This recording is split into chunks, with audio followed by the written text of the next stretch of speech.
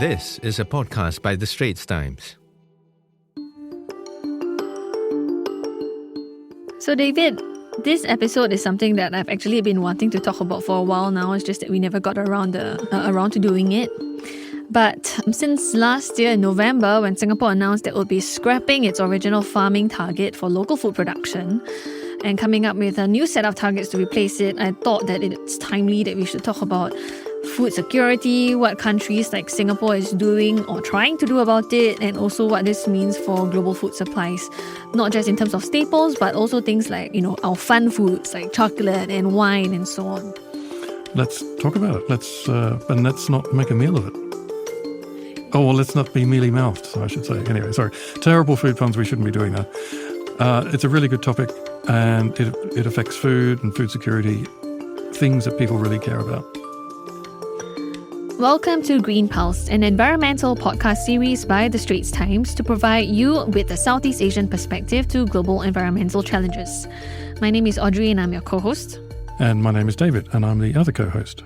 I found it a really interesting topic, because if you look at Singapore, it's land scarce, 6 million people, imports 90% of its food, sources it from 180 nations or more actually. And it's really struggling, I would say, in some ways, but trying to grow more food, particularly veggies, eggs, seafood, locally. And it's proven to be a bit more of a challenge than I think everybody expected.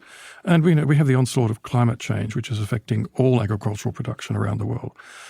So, how do you deal with this?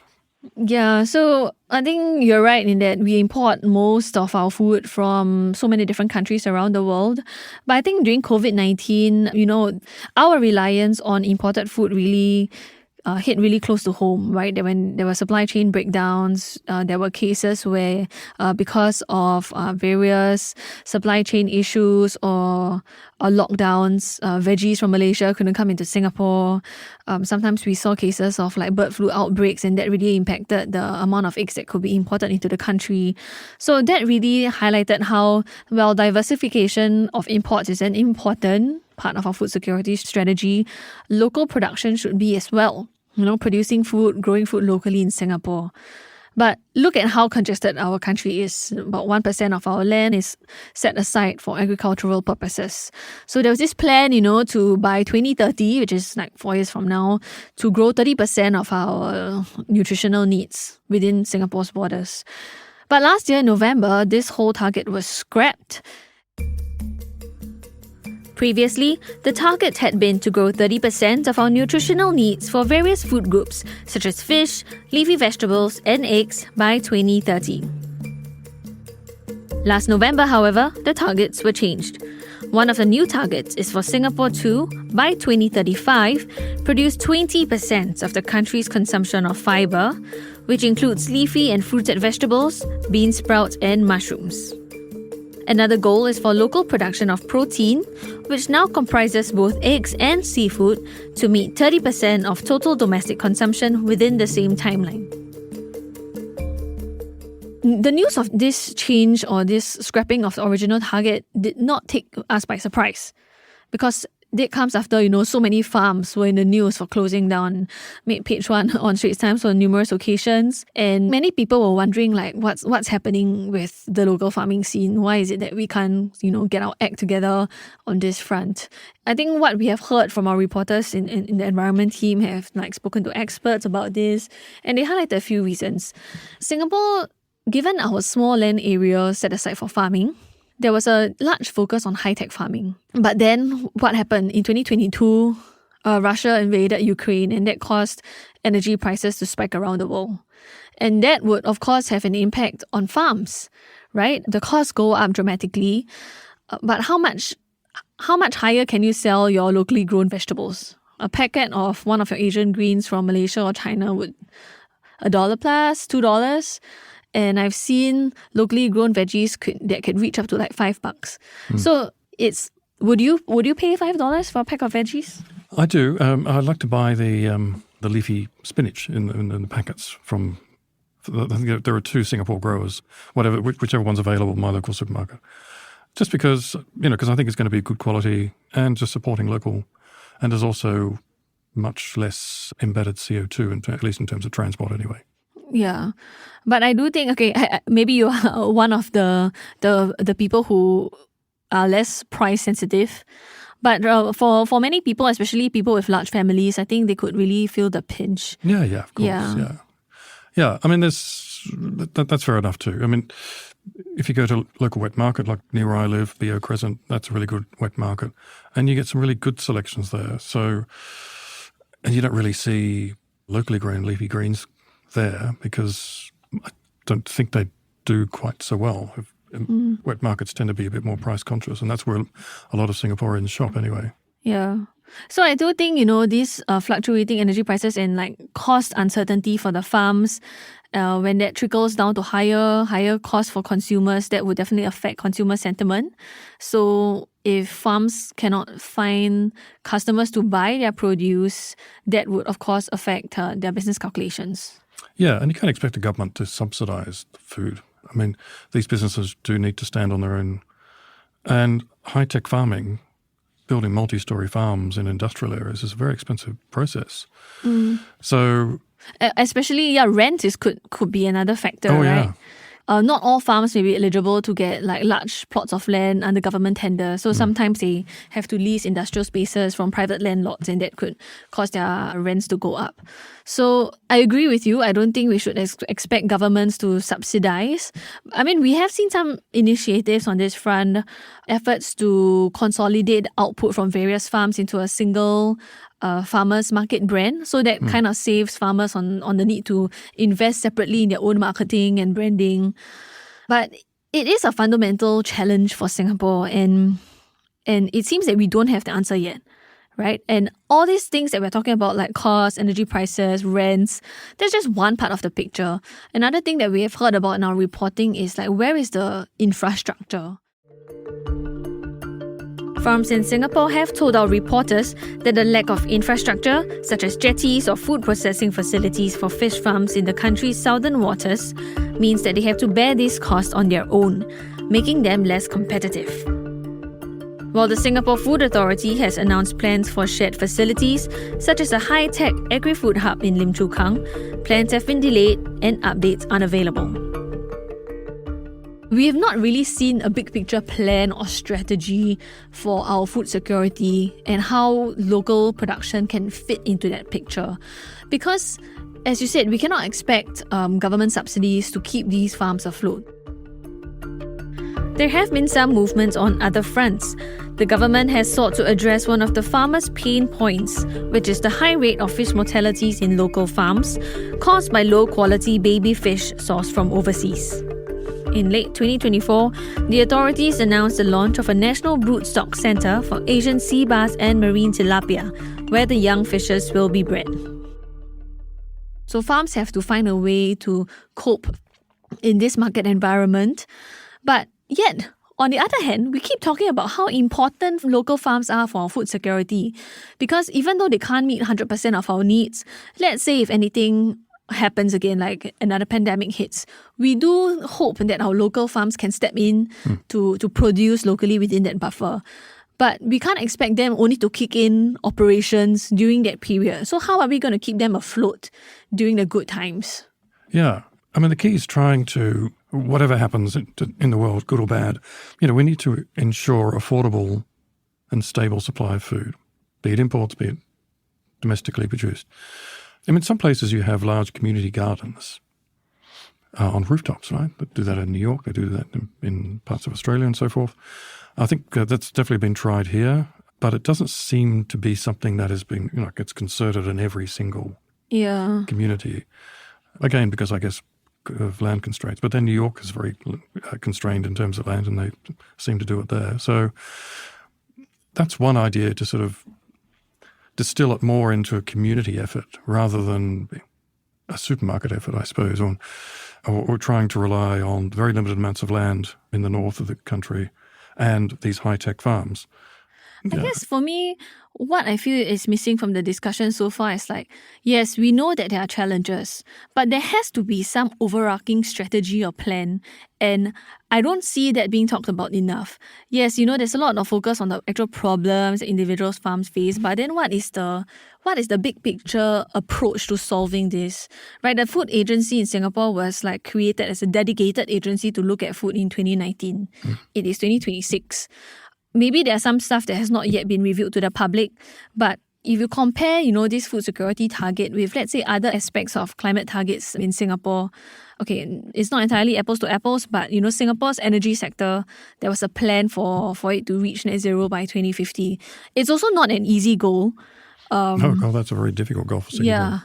Yeah. But you can see an overarching strategy being put in place by the agencies overseeing that to try to see how to nudge it along that pathway. But I feel that that's been missing from the discussions on food. I mean, there are 4 pillars in this revised, it's called Singapore Food Story 2. The 4 pillars are local production, diversification of imports, stockpiling of certain food types like rice, and global partnerships. So global partnerships is one of the 4 pillars. And this is, government-to-government deals. And one way is for Singapore to, grow food overseas and have some oversight as to the food and the supply chain. Under such G2G partnerships, some pacts provide assurance that there would not be any trade restrictions imposed on food items. That's the key thing, getting to ensure the food gets to Singapore. Because if it turns out that it's just not economically viable to achieve these targets, or certainly not increase beyond, say, 20% veggie, 30% protein in the coming decades, then if you want to increase your food security, you'll have to do other things to maintain supply. Yes, you can continue to try to import from 180 different countries, but we all know that geopolitics, the way the world is going, is becoming more unstable. Is that still going to be a viable strategy in 10 or 20 years' time? We don't know. I would have thought you would want to try to produce as much food in the region closer to home where you have a little bit better control over your supply chains. I think Singapore has signed some of these agreements with countries in the region like Thailand and Vietnam for rice, for instance. But as you rightfully pointed out, what we're seeing now on the geopolitical front is that long-standing allies and so on that can, depending on how the situation plays out, it's not a fail-proof kind of solution to safeguarding food security. No, and what happens, right? I mean, rice production is actually under threat from rising temperatures and more extreme weather. So what happens when you have, I mean, not picking any particular country in the region, but say if that country is a major rice grower, but they have 1 or 2 years of bad crops, well, they've got to feed their own people. Are they still going to honour a supply agreement with Singapore or other countries? Or will they say, look, I'm terribly sorry, but our people take priority? I agree with you. And so, I mean, it's good that Singapore is inking all these partnerships, diversifying its imports, focusing on technology to improve yields. But, anything that involves importing food from outside, it will be exposed to supply chain risks. And the initial discussions on local food production was to mitigate that. Right. So I don't think that we can forget we should not let this drop from our attention about how farms here can be viable. I don't think it's an easy solution to solve. It's not an easy problem to solve, But yet it is critical, especially as you said, with globally climate change wrecking supplies on staples like rice. If you're looking at the impacts on from climate change on agriculture in Southeast Asia, the United Nations has projected that the region's GDP will be reduced by 6% due to climate impacts by the end of this century. And rice yields can decline by 10% for every 1 degree Celsius rise in maximum daily temperature. And, so if you're looking at extreme floods, storms, drought, all of these things are getting worse. This also erodes arable land, damages soils. This then cuts output for farmers.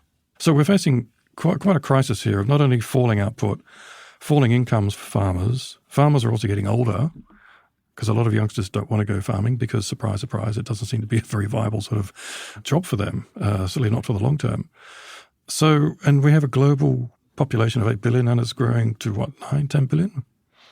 So to me, it's a perfect storm of problems that we face, and not just to Singapore, but every nation, basically. Yeah.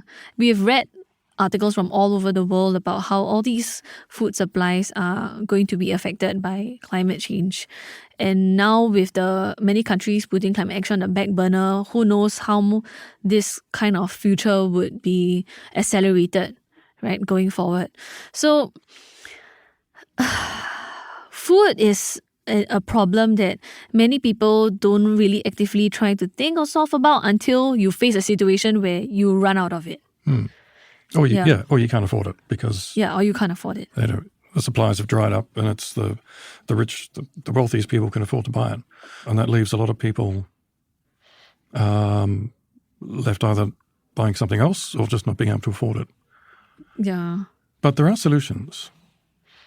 So this has been this has been maybe another gloomy podcast at the start, but there are solutions. So let's get into that. We've had our entree. We've discussed the main course of climate impacts, but now we get to the dessert, which is solutions. And the biggest solution, of course, is cutting greenhouse gas emissions. We know that. But even then, a lot of warming and severe impacts are already baked into the climate system for years to come. So instead, we have to adapt. That's the clear message here. Cut emissions and adapt. And so plenty of things are being done. And this includes crop varieties that are more tolerant to heat, floods, so more waterlogging, and disease, because some diseases are either invading new areas or making crops more vulnerable because of the more hotter and wetter conditions. So improved varieties, be it rice, wheat, and so forth, have been produced and continue to be produced by governments and different crop institutes around the world. And this has been going on for some years now. Yeah, I think there are Singapore entities that are involved in creating such resilient strains of rice. That's part of better farmer education and better crop practices.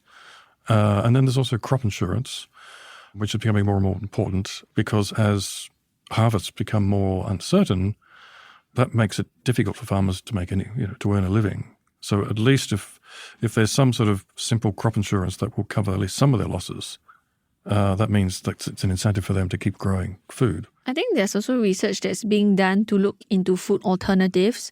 So like, for example, with cacao plants being exposed to a lot of erratic weather, high temperatures, there's some movements to move away from these crops and maybe turn to things like chocolate made from carob instead. CAROB. Yeah, that's been around for years. Yeah. And you can get that in Singapore. It's perfectly fine. I buy it sometimes. And then there's another thing which doesn't really get much attention, but I think it's really important. And it's a big problem. It's food waste. Here we are. Very timely to bring this up, David, just before Chinese New Year. Yes. People like to celebrate, have family and friends, family gatherings at home, in hotels and wherever, and restaurants. That's a great thing. It brings people together. But yes, it is a period where food wasting does tend to spike. But globally, it's a huge problem. It's $1 trillion problem. Can you imagine that? $1 trillion worth of food is thrown out. It's over 1 billion tons of food. And I think per capita, it's something like 130 kilos. Can you imagine that? For 8 billion people, each person produces 130 kilos of food waste. Obviously, wealthier countries are much more guiltier parties than poorer nations. Singapore, I think, according to the United Nations Environment Programme, it's not at the top of the list. Not too far from it. It's about 150 kilos of food waste per capita in 2022. Yeah. But Singapore's doing something about that. It's mandated hotels and commercial kitchens and other commercial operations that either cook or process a lot of food have to treat it. Or if there's excess food, it goes to food banks or it's recycled.